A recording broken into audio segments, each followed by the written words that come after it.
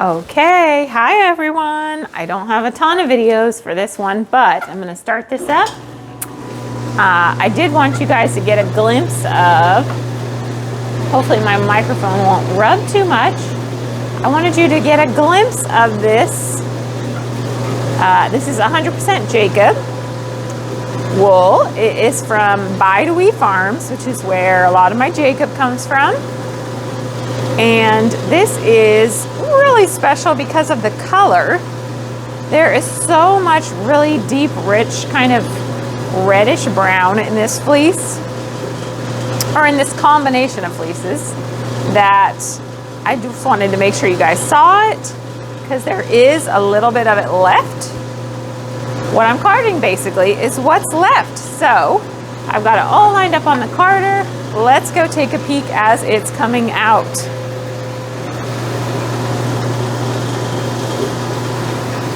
And you guys got to see my mess there. Well, let's see how it looks. Hopefully it will give you guys, it's a pretty good representation of the color.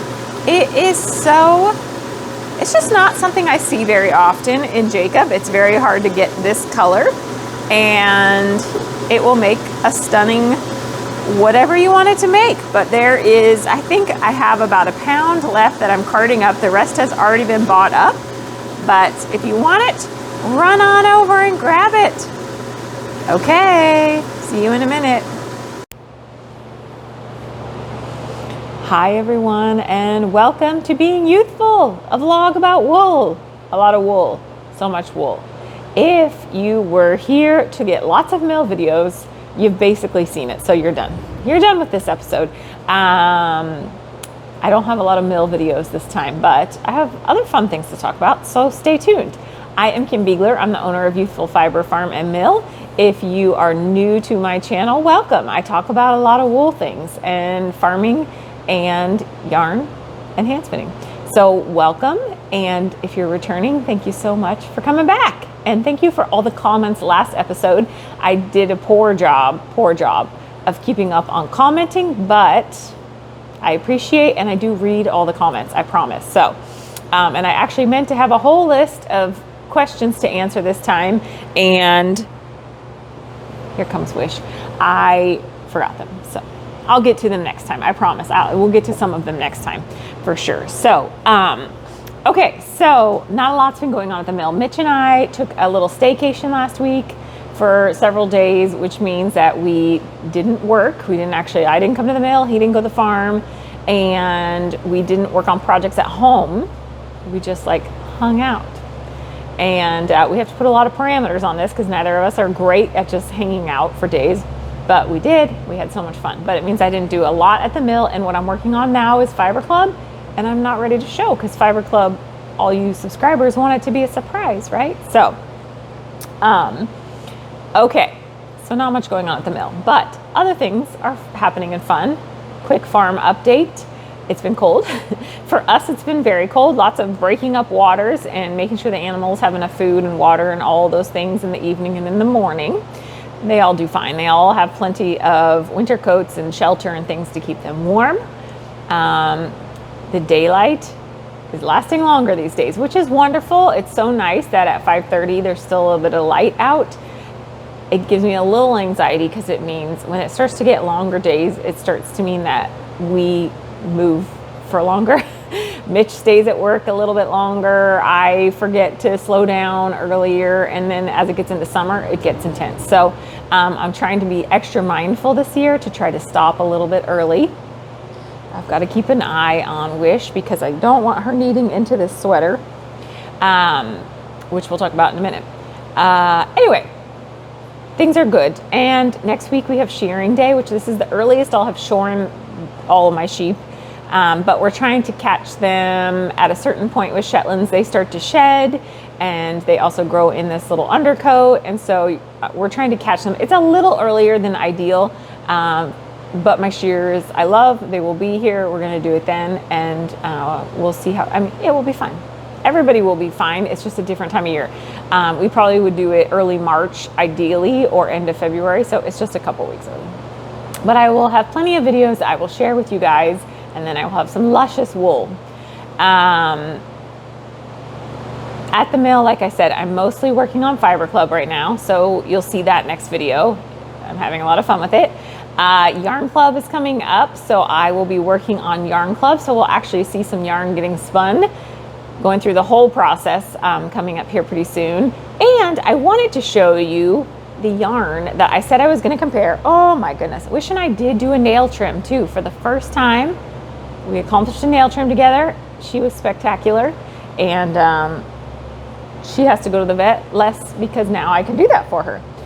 But I'm going to have to break her heart and get her to stand up. So I'm going to show you guys. Remember, I had spun up that Suffolk yarn, which was a down breed. And then last episode, I was talking to you about the Texel, which is not a down breed. It's another, I think it's another wool is what we discussed. And let me show you a reminder of the wools, because I now have hand spun in both. And I wanted to give you a kind of side-by-side comparison. So here is our, let's grab some clean stuff. Here is our clean Suffolk. Nope, sorry, clean Texel. And clean Suffolk. Here's some clean Suffolk. Oh, Wishy Wish, easy on the nails. Okay, so Suffolk, very dense versus the Texel, which is much more wavy. And this has a much more defined tip. This kind of is a little bit more blocky on top. So there they are, side by side there. Now, oh my goodness, let's stand up. Let's stand up. Okay, so our yarns, are you ready? I have them side by side hanging like this because it was gonna be easier. So here we are. This is actually, the blue one here is a Romney, 100% Romney. So do you see? So these have been hand spun, they have been soaked, and look at how different. You guys, I'm holding the measuring stick. I'm holding it. Sorry, that doesn't show that I'm holding it straight, but I am holding it straight. Look at when we get to the bottom. So I talked about how the down braids really have a lot of elasticity. So you can see how this is this Suffolk. See how much bounce back that had once it got spun and washed. Here's our Texel. So, I mean, we're talking about at least an inch, probably closer to 2 inches. And then this I just thought was fun because I just started, I just finished it. Look at the Romney. I mean, that is even longer than the Texel. So you can see how different, just so you can see up here, you can see how differently the wools create different yarns. So compare this to, say, your average commercial, not saying average in a negative way, but your average commercial merino yarn that you would get. It's going to be so different than all these different breeds. So again, we have Suffolk, we have Texel, we have Romney. Look at that. Truly amazing. So they're all going to perform differently. I'm going to hang these back up real quick. And while I'm standing, you can see this amazing sweater that lots of you have seen before and have commented, is it a Kaffe? It is not, but I'm going to show you something fun that I just found. Okay, back to that yarn though, and I'm just going to squish in, because Wish, of course, stole my spot. If you've been to the mill, this is a very common thing. So all those wools are going to behave a little bit differently when you work with them, whether you knit, crochet, whatever. You're not going to get as good of a, I'll just pull them over. You're not going to get as good of a stitch definition off of the downy breed as you're going to get off, and I'll hold them up close. So you can see how much squish that has. This is going to get a much better stitch definition than this really squishy down breed. So, but this is going to be really great for socks because it doesn't felt up as easily as, say, this one would. So, and they're stunning. Okay. I just thought that was really fascinating, and I just happened to have finished spinning that Romney, and obviously I've been spinning up a storm. So the Texel, this skein is already spoken for. I was going to sell it, and Robin, who was in the mill day, she saw it and wanted it. So that one's already accounted for. This blue Romney will probably go up in the online shop here pretty soon, over the weekend maybe, as soon as I have time to get it there. So if you're interested in this, it will most likely be up. Okay, that's what I've been working on at the mill. So at home, first off, this sweater. I found this sweater, oops, sorry guys if I'm whapping you on the microphone. I found this sweater at a thrift store. It is, I'm pretty sure it's 100% alpaca. The brand is Dakota. Obviously it's from the 80s, you guys. There's literally, I don't think the shoulder pads were still in it, but there are shoulder pad, I'm thinking Ziploc, you know what I'm saying. There's spots for shoulder pads in here. So it's not a Kaffe Fasset, but for those who don't know who that is, look what I just found in this old collection of knitting books I have upstairs that I inherited. So I brought this home, and if you haven't watched, Fruity Knitting had him on. They did an interview with him within the last year, I believe. So fascinating, go watch that. I think you can find it on YouTube, or you can subscribe to their Patreon and contribute, because they do some pretty amazing work in their vlogs. But I wanted to show you, if anybody has knit one of these patterns by him, I would love for you to send me an email of the picture, because I am now completely fascinated, and it's going to be my life goal to one day knit a pattern of his. But look, I had to show you just a couple. Look at that. Isn't that amazing? I could wear that all winter long. So that is one on my wouldn't that be amazing list. Here's one more that I thought, and that I would actually wear. Do you see? Look at, I love the one she's wearing. Amazing. You guys, the patterns, holy cow. I'll show you.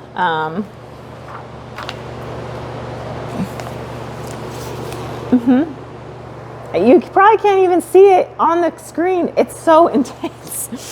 There's your pattern, no problem. Just go ahead and follow that. I'm gonna show you one more that I will not want to knit, but it's pretty spectacular. And if anybody's knit this, please, my goodness, share.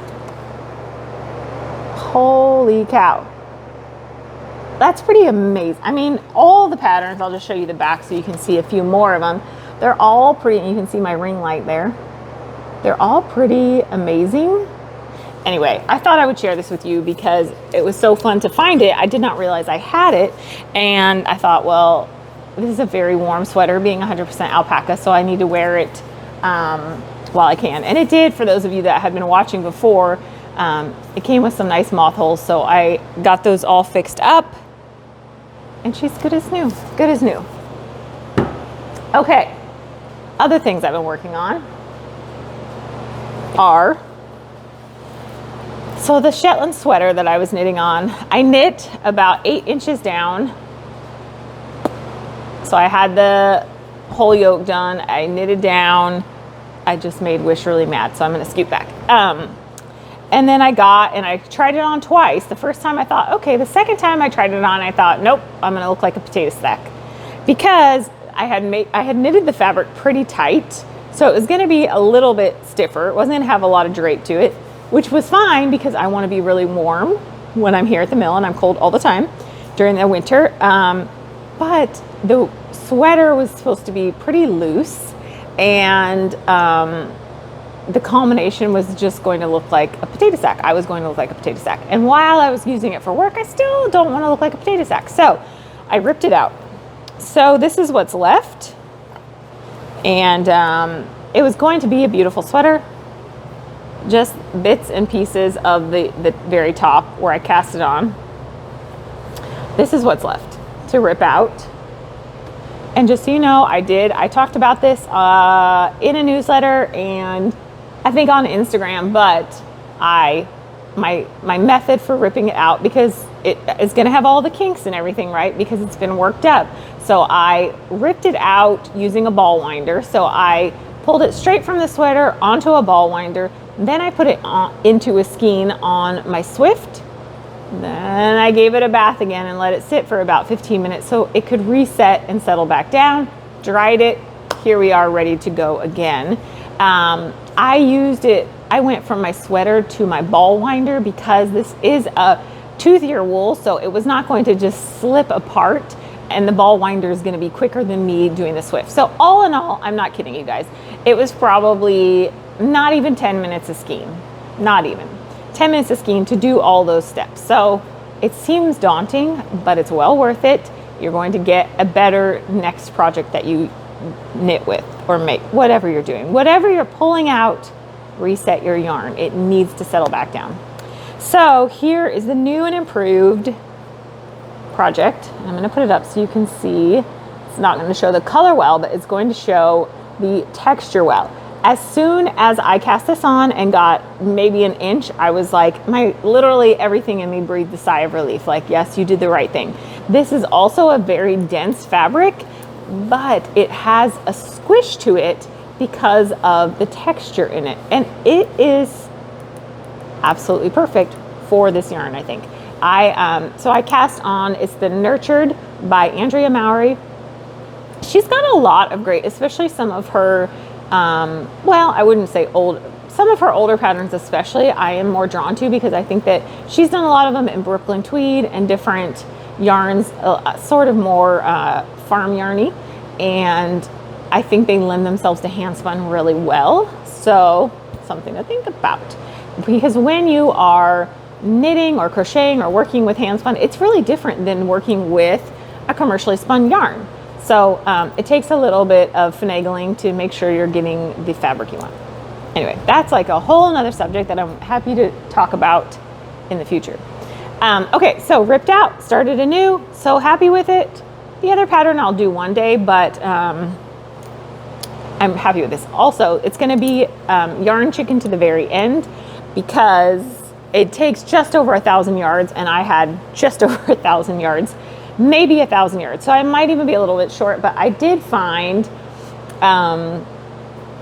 some roving that my dog had gotten into from this batch that I could get another skein out of. So I'm in luck because I didn't know I had that. So we'll be all right. Okay, other thing I'm working on, Wishy Wish, as if I can win this battle, is, here, I'll show you the pattern first. The pattern is by Alicia Plummer. So I had asked you guys for input on what to knit with the two yarns I had in the last episode, and I loved all of your suggestions, but wasn't quite feeling it when I looked at stuff. So I randomly came across this. If you come into the store, I will have the pattern for sale. Otherwise, you can get it on Ravelry. Obviously, it's called Hudson. But let me show you. I didn't bring the blue color with me, but here I have started in with the Finn. And it's going to be so, you can actually see, I mean, I just love, this Finn is really stunning. And I think it's going to be so pretty. So basically, I did the bigger chunk in the Finn because I have, so the white is a little bit, that cream is a little bit more yarn. And I had less of the blue. So this is what, especially where the two colors come together. Let's talk about the elephant in the room. Look at those nails. I've had a lot of, I just am loving them. They're making me very happy that they sparkle. Anyway, I love that part where the two colors collide. So this is going to be, I'm going to wear it all the time. I will probably double it up and wear it at the mill all the time. And I will say that this pattern calls for Quince & Company Kestrel, which is 100% linen. Very different. Obviously, I'm using 100% wool, but because the drape of this, I think is going to be just as nice as it is in that linen, because you're knitting it on a big needle. And these are 10.5. So there you go. Very excited to see this progress. I think that's all the stuff I was working on. Wish is exceptionally ticked off at me right now because I took her spot and I'm not letting her back on it. I did want to show you really quickly from that video. There is not very much of this left. So if you love this, I would jump on the opportunity to get it because the chances of me getting this color again are pretty low. But I just wanted to show you, I'm trying to find the beginning. This is the Jacob from the video at the beginning. You just don't find this color, this very much brown sort of with red hue to it. You don't find this. You just don't find this very often in Jacob. And it's so saturated, and then when you spin it, it's going to saturate even more and just be stunning. So I think there is, at the moment that I'm recording this, there are 12 ounces, 4, 8, 12, 16 ounces. So if you like that, run over and grab it while you can. It'll be in the online shop, 100% Jacob wool from Bidewee Farm, just up north. They actually are doing a fleece sale next weekend. So if you're a fleecer and you're in the area, there's a couple different, there's Shetland, there's Jacob, Navajo Churro, really beautiful fleeces. So I'll put a link to that in the show notes. And I'm gonna try to sneak in a farm tour here real quick. So what I will do is let you guys go say hi to the animals because it's been a little bit, and then I'll come back and say goodbye. And I'll handle this beast. She's amazing. All right, see you guys in a minute. How's this for a different perspective? So Mitch is out late tonight working, and I thought, since I'm doing evening chores, we can pop in on the animals in the evening and we'll see if we can see anything. I will turn some lights on, but I thought you'd want the full effect of the dark. And I actually just returned on the water because we turned off all the water down here because it was freezing so hard every night. So I need you to come back down and check that. So we'll pop in and say hi to each of the sets, see what they're all up to. All right, so the lights are on now. We probably could sneak back over and see, maybe slightly better, what's going on here. So there's Frank's. Hi, Frankie. Little night owls. Johnny's out there. I guess it's not bedtime yet. After dinner snack. So let's peek over here. The sheep just had their evening hay. We hay them twice a day now, once in the morning, once in the evening. So they're just finishing up. We got a little humping going on back there because why not? Why not? We're animals. So they're busy eating away. Quiet, lovely. So there's the alpaca. I'm gonna pop in and turn a light on and you'll be able to see a little bit better what they're doing. June's up eating still. I can see her. Ah, that's what that hole is. I was wondering. Cuttlebug dug himself a hole. Hi, Cuds. Were you going to bed? That little hole in the dirt. He dug himself to sleep. So there's the alpacas. During the summer, they sleep up top on the very top of the hill. And June's in eating. Cuttlebug's enjoying some scritches. He doesn't know that shearing day is just a couple days away. Oh my goodness. Oh my goodness. Let's go see if we can see where the packies are. 1, 2. Alma just got up. And Lakshmi's right there. And it's usually these guys don't sit so close together there. But that's Mama. The red one is Mama. And Khaleesi, the white one, is her daughter. And they've never been separated, and they're odd alpacas. I think they may even be barely touching. Khaleesi's trying. There's Bug eating her evening hay like a champ. All right, only one left is to go in. Cuttlebug is like, why are you down here? I was so asleep. All right, I'm gonna go back. We'll say goodnight to the chickens. Different farm tour this time. Gotta spice it up for y'all. Okay, we're inside the barn. So here's the rogue chickens. There's one actually sleeping on the rearview mirror of the truck. This is where the Ford spends her winter. She is not a winter driver. You can see him a little bit better there. So there's some of the rogers that just apparently need to chart their own path. And we'll pop the light on real quick. So you can tell it's not a very cold night because there's Rue, the white one, keeping an eye out. They're not all bunched up together. So this is a pretty warm night for them. It's like, but they tend to be all over the place. Pretty spread out. If it's warmer, there's this girl that's right up close. We're not going to keep the light on too long because it just wakes them up a bit and disturbs their rest, but I thought I'd show you this girl on the rearview mirror of the truck. All right, guys, I'm going to let everybody go to bed. Make sure my waters are all safe and checked. We'll zoom in on her. Wrong way. What a funny girl. She's one of our newer young hens. So, all right, see you guys in a minute. In case you are wondering, yes, I did pause for a minute thinking, oh, I got to stop for the farm tour. I just can never seem to get any better at that. Anyway, I think that's all I've got for you all for this episode. So I will be back next time and I will have many more videos, mail videos, sharing videos, all the videos. So you won't have to listen to me ramble on about whatever. Well, you will, but in a different sense. So anyway, until next time, first off, thank you so much for coming and for watching and supporting and subscribing.